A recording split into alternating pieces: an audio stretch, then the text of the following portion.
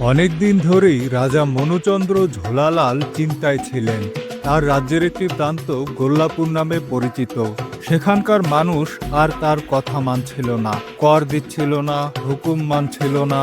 রাজা একদিন ঠিক করলেন নিজে গিয়ে কথা বলবেন, বুদ্ধি দিয়ে বুঝিয়ে তাদের মন জয় করবেন। সঙ্গে সঙ্গে তার সভায় ঘোষণা হলো রাজা গোল্লাপুর যাচ্ছেন।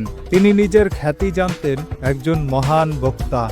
তার ভাষণে মানুষ কাঁদে, হাসে, কখনো বা নাচে।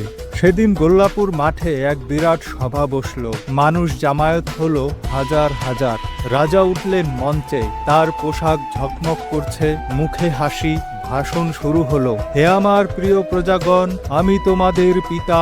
কিন্তু তার কথার মাঝখানেই কালো মেঘের মতো এক গর্জন শোনা গেল, ফাঁসি চাই, ফাঁসি চাই। একদল বিদ্রোহী পাথর হাতে মঞ্চের দিকে এগিয়ে এলো। কেউ বা মশাল জ্বালিয়ে ফেলেছে। রাজা তো আর মন্ত্র জানেন না, পায়ে পায়ে দৌড় লাগালেন মঞ্চ থেকে। কোনো মতে তিনি সেখান থেকে পালিয়ে স্থানীয় জমিদার বাবুর বাড়িতে ঢুকলেন। দরজা বন্ধ করে দিলেন, কিন্তু তারপরও বিদ্রোহীদের হইচই থামে না। তারা জমিদারের বাড়ির দরজা ভাঙতে লাগলো। রাজা ভাবছেন, আমি কি এখানে মরব? কি অপমান!